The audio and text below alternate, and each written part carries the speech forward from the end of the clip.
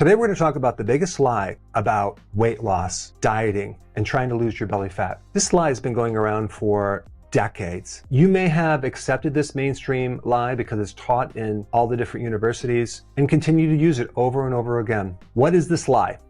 It's this. Weight loss is just a matter of eating fewer calories than you're burning. There is no one bad food, everything in moderation. Have you ever heard that? A lot of this has been perpetuated by the junk food industry. And one of the big problems with eating something in moderation is all it takes is a little bit of the wrong foods to keep you wanting more. Today, I'm going to completely dissect or actually demolish this theory that a calorie is a calorie. Let's first dissect this on the area of hormones. There's a hormone called insulin. And insulin has a very specific job. It tells the calorie where to go. If your insulin is high, the carbohydrates that you eat will be stored. If insulin is low, those calories will be burned. What triggers insulin? It's carbohydrates. If someone tells you that there's no difference between 100 calories of this meat, okay, versus 100 calories of this soda in relationship to your hormones, they really are lying to you. Because if we compare these two different types of calories, insulin is going to be triggered with this much more than this. And I remembered in practice working with lots of people, and they would come in and say, I'm not losing weight, Dr. Berg. And then I would do a food log and I would ask them, what did you just eat? And they said, well, I just had a little bit of carbs. Come to find out, it was a glass of wine, a little bread, but they said it wasn't that much. What they didn't know, which I eventually told them, is that all it takes is a little bit of carbohydrate to raise that insulin to then prevent the burning of fat. That fat loss is shut off for a period of time. The other hormone that's related to this is cortisol. That's a stress hormone. Cortisol will indirectly raise your insulin.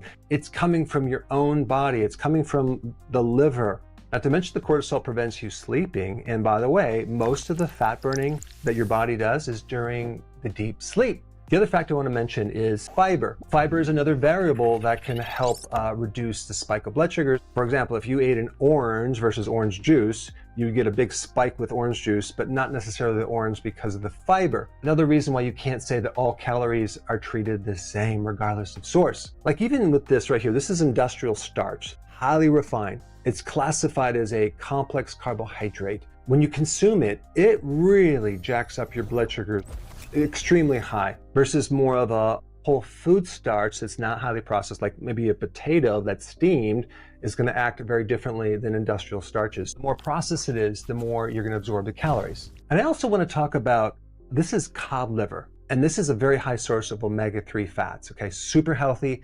It supports the brain. It does wonders for your body. Now, if we compare another fat, okay, right here, Crisco, if we took the same amount of calories for this and this, they have completely opposite effects. The other thing I want to talk about is appetite, right? If you are eating calories that don't satisfy you, you're not going to be able to continue that diet. It's going to be too unsustainable. Why? Because you're hungry all the time and you're craving for sweets. The more nutrient dense a food is, the more satisfied you're going to be. So again, the source of the calories matter. There's very little nutrients in this. There's a lot of nutrients in this right here. The amazing thing about cutting your carbs down and lowering insulin and burning your own fat, your cravings go away. It makes it very easy to go long periods of time without eating. There are people right now watching this and objecting to some of the things I'm saying, and I want to address that right now because there are people that are metabolically flexible. They might be younger. They might be more of an athlete. They might exercise more. Well, guess what? Those people can tolerate more carbohydrates than other people. What I'm talking about is the person that has difficulty losing weight. They struggled, and this entire calories in equals calories out is not working for them. Then we have the topic of different types of sugar. You have glucose, you have fructose, and I just want to touch on that for a second because when you consume glucose, all of your cells can metabolize that.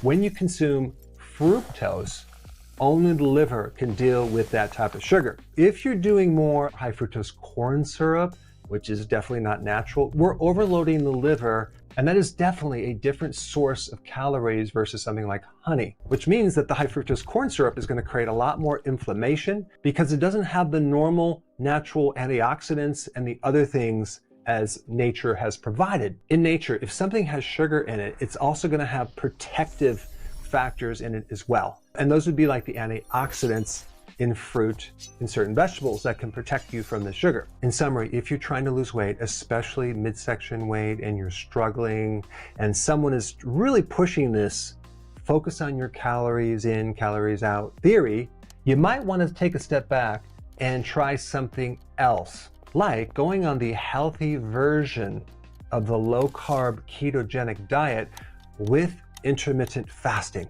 And because it's low carb, it's going to be easy to go from one meal to the next. That way you're not snacking through the day. And if you're new to my channel and you want a step-by-step procedure of exactly how to implement this in your life, you should watch this video right here. Yeah, go ahead and click it now. This one, right there. Hey, before you leave, I just wanted to give you a little quick history on some of the books that I wrote. This was one of the first books. It's called Dr. Berg Body Shapes. It was my attempt at writing about body types. What was very interesting about this book is I actually did all the images myself. Don't ask me why. They look actually not quite as professional as some of the images that I have in the new book. But anyway, this is my first attempt right here called Dr. Berg's Body Shape Diets. And then I wrote a book more extensive called The 7 Principles of Fat Burning. I don't even have a copy anymore, actually, because it's outdated.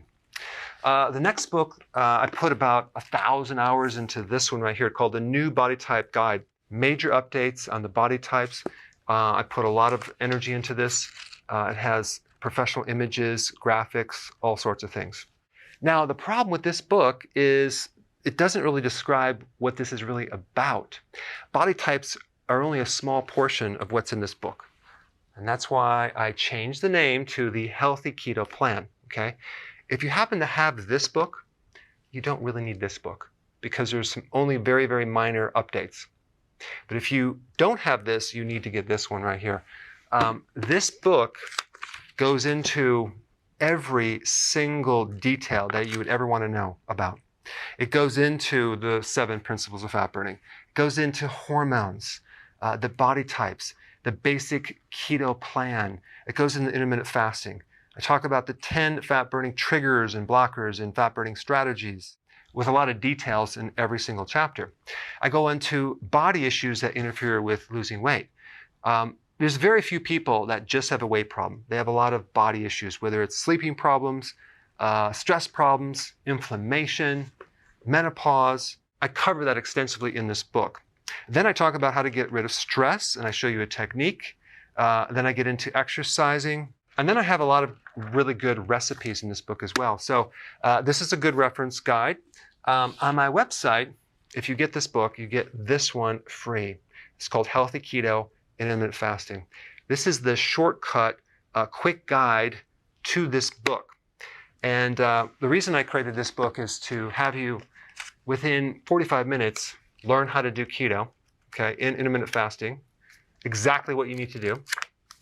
Then you can fill in the blanks with this book right here. So right now I'm doing a special. If you get this book, you get this one totally free, or you can go to Amazon and get these individually. So I just want to clarify the difference between this book and this updated one right here. If you don't have this, you need to get this right here. That way you can get the exact correct information to do it healthily.